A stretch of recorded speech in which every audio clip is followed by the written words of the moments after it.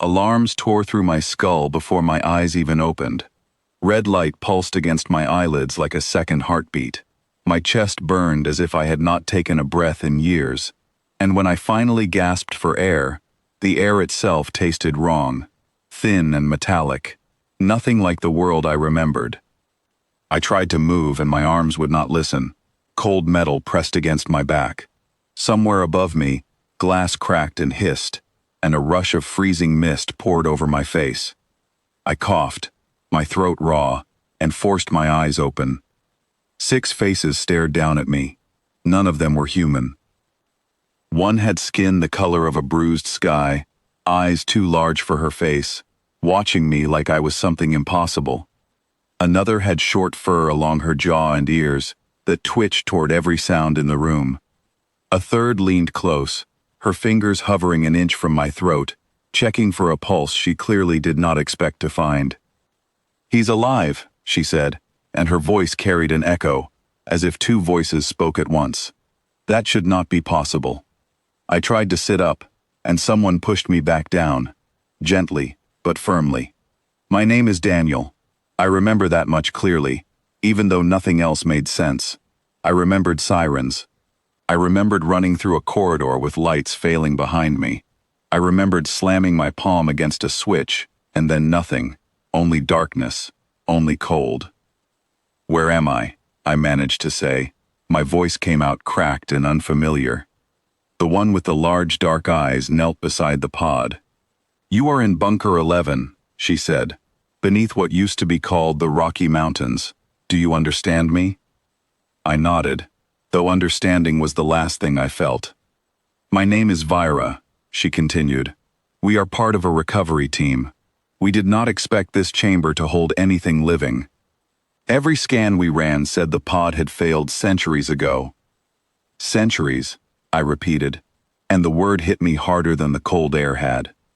240 years, said the furred one, her ears flattening slightly.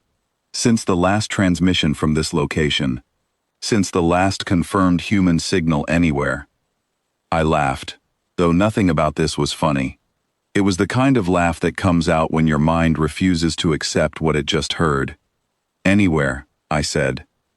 Vera's expression did not change, but something in her voice softened. "You are the only one, Daniel, the only human left that we have found. Alive, at least." The room went silent except for the steady beep of a machine still monitoring my heartbeat, as if even the equipment did not trust what it was seeing. They helped me out of the pod, my legs shaking beneath me like they belonged to someone else. The floor beneath my feet was cracked concrete, half buried under dust and fallen wiring. Old monitors lined the walls, most of them dark, a few still flickering weakly, displaying warnings in a language my eyes barely remembered how to read. "This facility was sealed after an attack," said another of them, a tall figure with pale green skin and sharp, careful eyes. She introduced herself as Sana. Most of Earth's remaining shelters were breached decades ago. This one held because it was buried deeper than the others. "We came here searching for old records, weapons caches, anything worth studying before this place collapses completely." "You didn't expect me," I said. "No," Sana admitted. "We expected ash and old bones, not a heartbeat." A shorter one near the back, with copper-colored skin and a calm, steady presence, stepped forward. She introduced herself simply as Mira. "You should eat something," she said. "Your body has been asleep a long time. It will need help remembering how to be awake." They led me through a narrow hallway, lit only by handheld lights, past rusted doors and collapsed shelves, until we reached a small room where they had set up equipment of their own, humming quietly with soft blue light. Mira handed me something warm in a metal cup. It smelled strange, slightly bitter, but my body did not care. I drank it in one motion and felt warmth spread through my chest for the first time since waking. "Why are you here?" I asked, once my voice steadied. "Really, not just old records." Vera exchanged a glance with the others before answering. "Species like yours are rare in ways you cannot understand yet," she said carefully. Most worlds that resisted the old empires did not survive the resistance. Yours nearly did not either.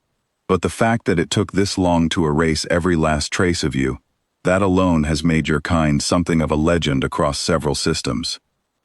A legend, I repeated. Not exactly comforting, when I'm standing here trying to remember how gravity works. That earned a small laugh from Mira, quickly hidden behind her hand. The ground trembled suddenly, dust falling from the ceiling in a fine gray sheet. Every one of them went still, listening. Sana moved to a small device on her wrist, her sharp eyes narrowing at the readings. "Movement outside," she said quietly. "Something is scanning the surface above us." "Reclaimers," said the furred one, whose name I still did not know. "They must have picked up our ship's signature." "Reclaimers," I said. "That does not sound friendly." "They are not friendly," Vera said. "They collect what others leave behind, old technology, old species, anything valuable enough to sell. If they learn what we found down here, they will not ask permission before taking you." My stomach tightened, and for the first time since waking up, fear cut through the confusion cleanly. "So what do we do?" "We move," Sana said, quickly and quietly. They gathered their equipment fast, movements precise despite the tension in the room. Mira handed me a jacket, thick and unfamiliar, but warmer than anything I had touched in what felt like both moments and centuries. Vera guided me toward a side corridor I had not noticed before, one that sloped downward into darkness. This leads to our ship," she explained. "It is not far, but the tunnel is unstable. Stay close." We moved quickly through the dark, boots crunching over broken concrete, the beams of our lights bouncing off rusted pipes and collapsed doorways. Somewhere above us, faint vibrations continued, steady and searching, like something massive pacing across the surface, patient and unbothered by time. "Why do they want this place so badly?" I asked, keeping my voice low. "Old Earth defense systems," Sana answered without looking back. "Some of your weapons technology, crude as it was, still confuses scanners built centuries after it was made. Reclaimers pay well for confusion. It sells as mystery." We reached a heavy door at the end of the tunnel, sealed shut with thick bolts along its edge. Vera pressed her palm against a small panel beside it, and after a tense pause, the door groaned open, revealing a narrow chamber with a ladder leading upward into darkness. "This connects to a maintenance shaft," she said. "It comes out half a mile from our ship. If we move fast, we can avoid detection completely." One by one, we climbed, the metal rungs cold and slick beneath my hands. My arms ached with every pull upward, muscles unused for longer than I could imagine, but adrenaline kept me moving. Somewhere far above, a faint hum grew louder, then faded again, like something searching and losing interest. When we finally reached the top, cool night air hit my face for the first time in centuries. Stars stretched endlessly above me, brighter and sharper than I remembered them ever being. For a moment, I simply stood there, breathing, staring upward, forgetting the danger completely. "Daniel," Mira said gently, pulling my attention back. "The ship is this way." We moved quickly across open ground, keeping low, following Sana's careful path between broken structures and fallen trees. In the distance, a low shape rested against the hillside, sleek and dark, humming quietly with contained energy. Their ship.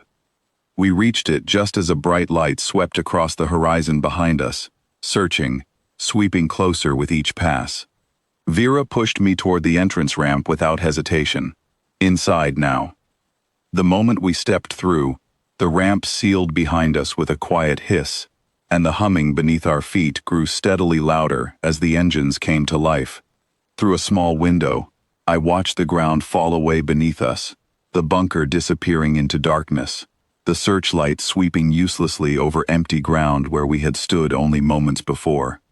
Once we were clear, the tension in the cabin eased, just slightly. Vera sat across from me, studying my face with quiet curiosity. "You held together well back there," she said. Most beings panic completely when they wake into chaos. I didn't have much choice, I admitted. Panic didn't seem like it would help much. Mira smiled faintly at that, settling into a seat nearby. It rarely does, she said, but most forget that in the moment.